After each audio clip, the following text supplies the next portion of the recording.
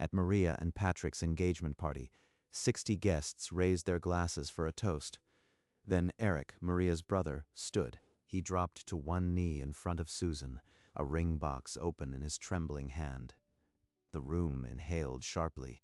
Love is in the air tonight. Susan, will you marry me? Maria stood rooted to the spot, the blood draining from her face. Her champagne flute nearly slipped from her fingers. Patrick wrapped his arm around her, his thumb pressing into her shoulder blade. The gesture was protective, urgent. Susan looked down at Eric, her face composed. She took the ring box from his hand with deliberate calm. Yes. Instead of putting on the ring, she reached into her clutch. She pulled out a thick sheaf of folded papers. Maria's expression shifted from frozen shock to dawning horror. Her eyes darted from Eric to Susan. The room fell into a stunned silence. Eric, still on one knee, looked up at Susan with dawning confusion. In the spirit of honesty, I want to share something with all of you. She unfolded the papers. The first message, dated March 5th, arrived 3 days after Maria and Patrick sent their save-the-dates. Eric wrote, "Hey Susan, seeing Maria so happy got me thinking. Coffee?" Eric's face went white. His knee ached on the floor, but he stayed motionless. Next message, March 12th.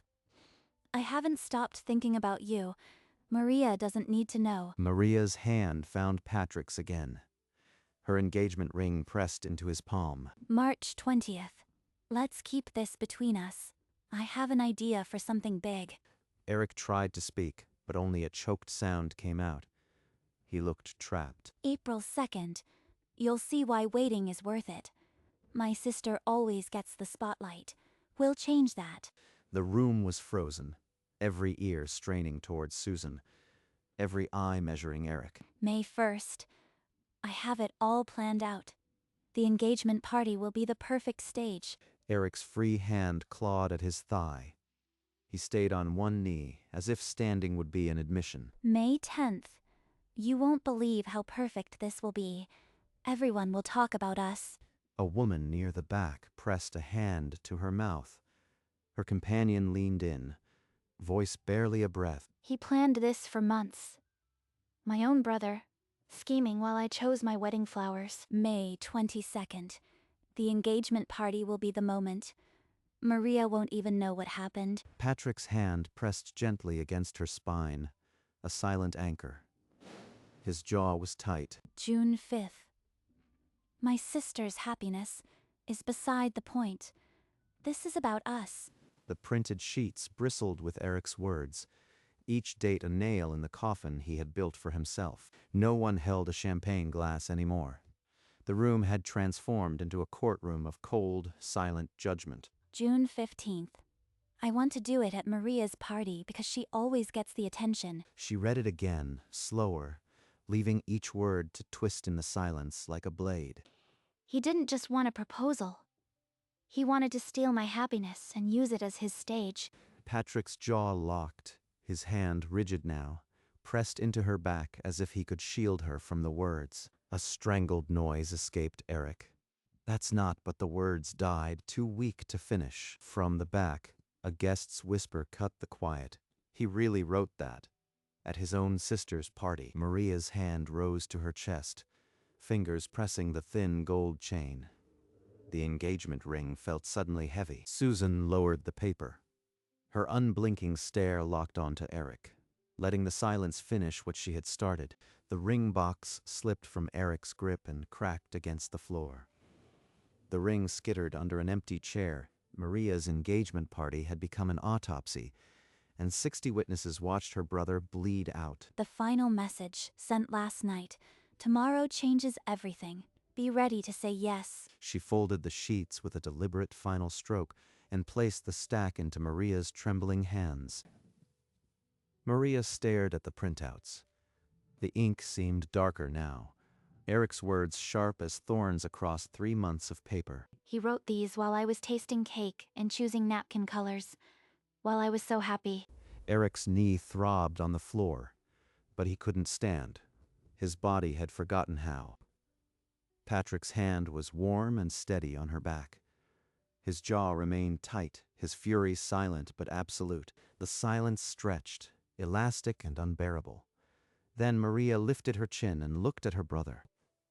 Eric saw her expression, a profound, bone-deep disappointment that cut deeper than any scream. From above, the tableau was brutal.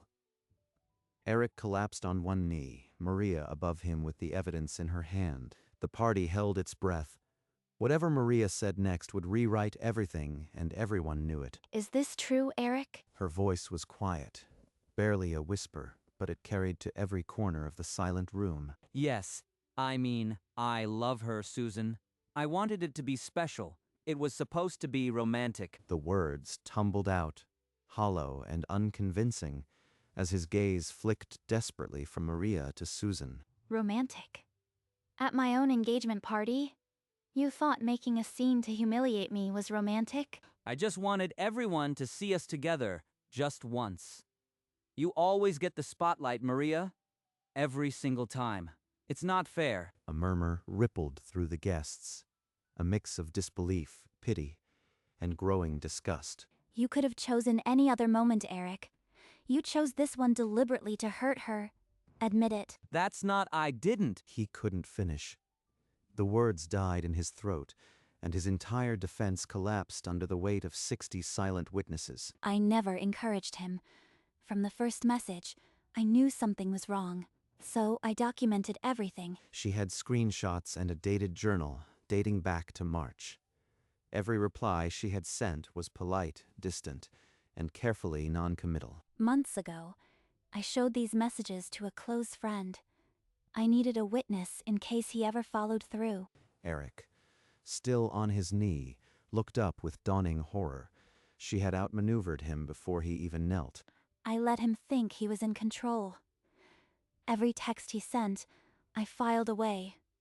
I wasn't his target. I was the trap. She protected me. All these months. While I was planning my wedding, she was building a firewall around me. The guests collectively exhaled, the tension shifting from condemnation of Eric to admiration for Susan's quiet steel. Eric's head dropped. The last shred of pretense died. He remained on one knee, a petitioner now rejected, not a romantic. I said yes, because you needed to hear this. But not everyone here is done listening yet. The room understood. There was more to come. The real verdict still hung in the air, suspended and lethal. Why didn't you tell me, Susan? All these months, and you carried the weight of his scheme entirely alone. I needed proof that couldn't be dismissed. I wouldn't come to you with just suspicions and half-truths. Your engagement was the brightest thing in your life. I wasn't going to stain it with shadows that might never materialize. She was shielding me, even from herself. Every single day, she stood guard over my happiness, silent and steadfast. I understand, Susan. I would have done exactly the same for you. Thank you for being my fortress. Patrick watched from beside them, his expression a mixture of profound gratitude and fierce, protective pride. But now we have to finish what he started. He's still here, and the room is waiting. The crowd, still entirely silent, seemed to lean forward as one, sensing the final act was about to unfold. Yes, it's time. Maria turned to face Eric fully. Her tears had dried and her hands were steady. The verdict was ready to land. Susan stepped forward until she stood directly above him, her shadow falling across his face like a final judgment. I said yes, so you would have to listen. The answer is no.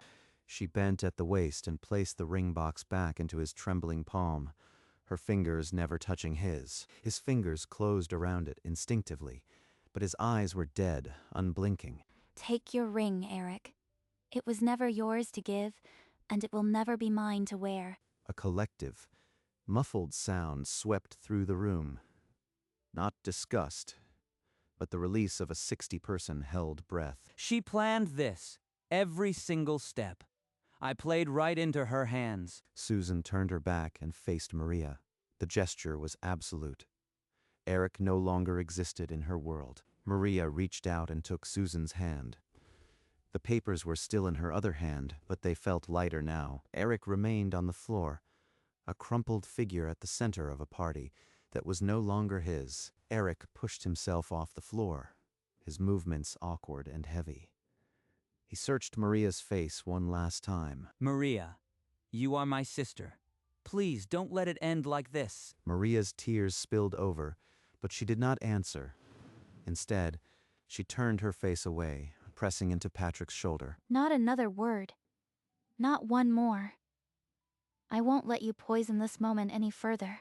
Patrick's arm tightened around her, a silent wall between her and Eric. His face was stone. Eric looked left, then right. Every guest avoided his gaze. There were no allies. He was utterly, publicly alone. He took an unsteady step toward the door, then another. The crowd parted for him like water around a sinking stone. No one spoke. The only sound was the scuff of his shoes and the distant clink of forgotten champagne glasses. At the threshold, he paused.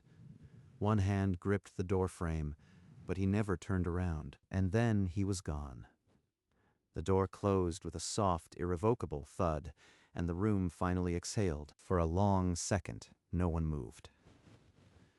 Then the tears Maria had been holding back broke free, raw and unchecked. Susan was already there, drawing Maria into her arms before her knees could buckle. He's gone. My brother just walked out, and I feel nothing but relief. Patrick stood a step behind, his hand resting on Maria's back, his eyes scanning the room with quiet authority. He caught the eyes of the nearest guests and gave a small, firm nod, a silent request for space. The crowd instinctively stepped back. It's okay. Let it out. I've got you. How did you stay so strong? Because I was fighting for you. That's the only strength that matters. Patrick watched them, the two strongest women he knew, and felt his own eyes burn. The party was broken, but the three of them stood unbroken. And in that quiet corner, the evening found a new center. Patrick straightened his suit jacket and stepped forward, gently guiding Maria towards Susan. He picked up his champagne flute with quiet purpose. Maria and I would like to restart the toast portion of the evening. Let's raise our glasses to the real friends in this room, the ones who see a trap and dismantle it, not exploit it. All around the room, guests found their glasses and lifted them. The collective motion felt like a tide turning. And to Maria, my sister in every way that matters, I'll always have your back. I lost a brother tonight, but I've never felt richer in the people who truly love me. The toasts rippled outward. Patrick's father, a college friend, each voice rebuilding the night brick by brick. The chime of glasses replaced the silence, and the first tentative laughter began to bloom. What had been a courtroom transformed back into a celebration, not of one couple, but of a whole village of unshakable bonds. The music resumed, low and warm. Maria leaned against Patrick, Susan beside them, and for the first time in hours, she smiled. The last guests filtered out, leaving behind a hushed, disheveled room. Maria and Susan found a quiet corner, away from the debris. Susan stared at her hands for a long moment, as if gathering the words. When she spoke, her voice was low and steady. Tonight wasn't just about stopping Eric, Maria. It was the night I finally decided to save myself too. Maria's brow furrowed, her hand reaching out instinctively to cover Susan's. I've been in a relationship that's not good. Controlling. I needed an exit strategy, and I'd been too afraid to act. When Eric started his games, I knew I could use the momentum. Exposing him gave me the courage to finally walk away from my own nightmare. Maria's eyes glistened, but she didn't interrupt. She just tightened her grip on Susan's hand. You've been carrying this alone all this time? Susan, I am so sorry. Don't be. You gave me a reason to fight. Protecting you made me realize I could fight for myself too. They sat there, hands clasped, the empty room around them a testament to the battles already won. The harder conversation had only just begun. 3 weeks later, a taxi pulled up outside the cozy house Maria and Patrick called home. The porch light was on. Susan climbed out with a single suitcase. She paused, looking at the house, and let out a breath she hadn't realized she'd been holding. You are here. Come in. Come in. I'll take these boxes to your room. You two take a moment. Susan looked around the warm, lived-in space. It smelled like fresh coffee and a scented candle Maria always burned. Patrick led the way upstairs. The spare room was simple: a fresh bed, an empty dresser, and a window facing the garden. It's perfect. I haven't had space to just breathe in a long time. You take all the time you need. This is your home now, for as long as you want. Later, the three of them sat at the kitchen table, takeout boxes between them, the conversation easy and unhurried. Outside, the street was quiet. Inside, a new chapter had started, one defined not by blood, but by choice. A month after the move, Maria and Susan sat across from a therapist in a sunlit office. They had chosen to be there together, not out of crisis, but out of commitment. We're not here because we're broken. We're here because we want to be unbreakable. The therapist nodded, a small smile on her face. That's a healthier starting place than most couples I see. Talking about Eric still stings, but here it feels safe. Like we can finally name what happened, and I am learning to separate his manipulation from my own worth. He made me feel small, but I am not. They unpacked each wound. Eric's entitlement, Susan's past relationship, the family patterns that enabled both. The therapist guided gently but directly. You are doing the work most siblings never attempt, the therapist said. You are building something very rare. We're not siblings. We're something better. We're two women who chose each other. After each session, they stepped outside lighter, the weight of unspoken years lifting.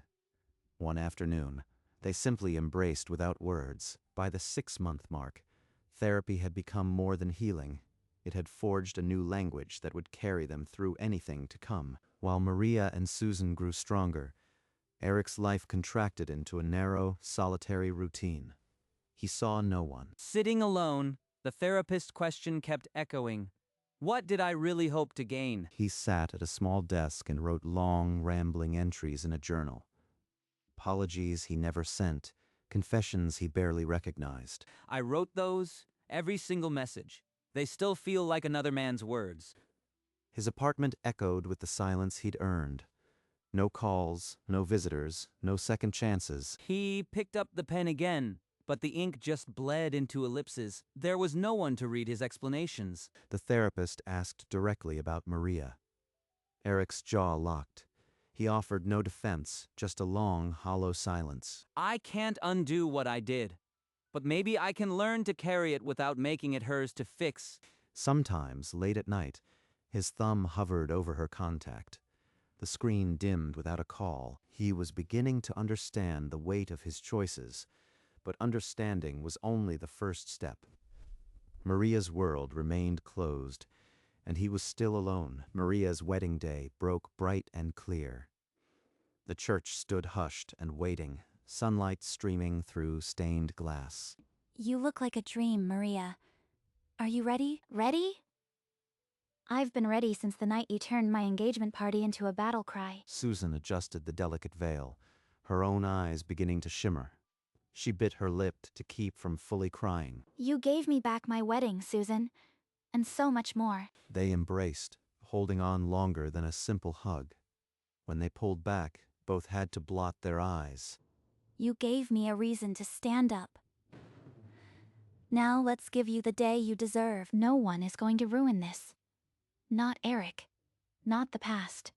Today is ours. Patrick stood at the altar, his hands clasped, his smile growing as the first notes of the processional began. And as the doors opened, Maria appeared, radiant and ready. The day she had almost lost was finally, beautifully hers. The aisles stretched before Maria like the length of her entire journey. She walked, and every step felt earned. Patrick saw her coming, and all the tension left his shoulders. This was the beginning. They met at the altar. Susan, to the side, blinked rapidly, a single tear tracing her cheek. Maria, I promise to choose truth over comfort and love over fear every day of our life together. And I promise to honor the family we build and the ones who stood by us, always. The rings were exchanged. A simple gold band slipped into place beside her engagement ring, perfect. The officiant pronounced them married. The words landed like a new law, undeniable and good. Applause broke out. It was not just celebration. It was vindication. Susan, at her post, trembled with joy, her bouquet pressed against her heart. Maria and Patrick kissed, and the sanctuary filled with light, as if the building itself was proud. The reception hall glowed with candlelight and roses. Maria and Susan clinked champagne flutes, giddy with the impossible fact that the worst was behind them. Then Susan tapped her glass and silence fell. She looked at Maria, and the room understood a story was about to begin. Some friendships are built in childhood. Ours was forged in fire, right in front of you all. I stood up at that engagement party not as a hero, but as a friend who refused to let someone steal this woman's light. So here is to the family we choose, the ones who show up with printed receipts and a heart of steel. Maria and Patrick took the floor, their first dance slow and tender, a private world of whispered vows amid the cheers. Then Patrick held out his hand to Susan. "This dance isn't just ours," he said, and she stepped in without hesitation. Later, they cut the cake, hands overlapping, laughter spilling. The sweetness of the moment had nothing to do with sugar. The party roared on. Maria and Susan leaned against the bar, watching their people dance, their cups full and their hearts fuller. And as the night faded, the three of them stood in the center of the floor, arms draped over each other. A family that no amount of cruelty could break. 2 years after the wedding, a plain envelope arrived in the mail. The handwriting was Eric's, shaky but deliberate. Maria held the letter, her expression still. No anger rose, just a distant, familiar ache. He wrote of years in therapy, of slowly understanding the harm he had caused. "I am sorry, Maria. I understand if you never speak to me again. I just needed you to know." She folded the letter along its original creases. Her hands were steady, her breathing even. She placed it in the top drawer of her desk, beside the photo of her and Susan on the wedding day. Some apologies are not meant to be answered. They are meant to be put away. The drawer closed with a soft, definitive click. The sound was strangely peaceful. That evening, she and Patrick laughed in the kitchen.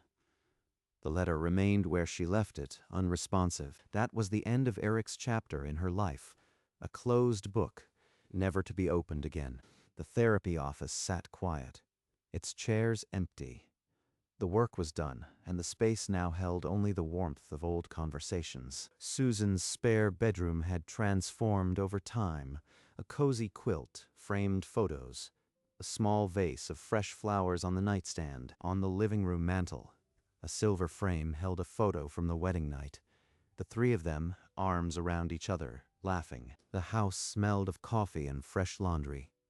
In the kitchen, Maria and Susan stood side by side, chopping vegetables. You know. I used to dream about ordinary nights like this, while I was still in that bad situation. And now ordinary is our superpower. No drama, just this. Later, they sat on the back porch, watching the sunset bleed into a calm purple dusk. Patrick joined them, a cup of tea for each. No one spoke. The quiet was everything. Life had become a series of simple, solid moments. The family they had chosen was stronger than any bloodline could demand. They were proof that the truest family is not born. It is built, brick by brick, through fire and forgiveness. One evening they gathered around the coffee table, a worn board game between them.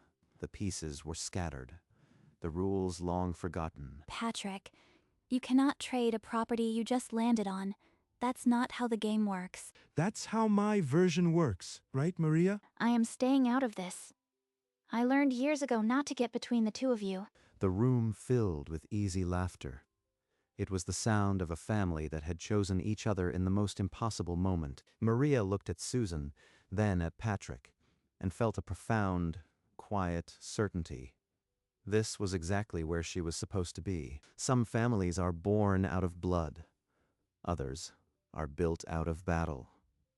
This one had been forged in the fire of a public betrayal and emerged unbreakable. The board game sat forgotten as the conversation drifted, from memories to dreams, from inside jokes to plans for next Sunday. Outside, the world kept spinning. Inside, in that warm, ordinary room, everything that mattered was already in place. And they sat there, three people who had chosen each other in the quiet, lucky knowledge that the strongest families are never born, they are built.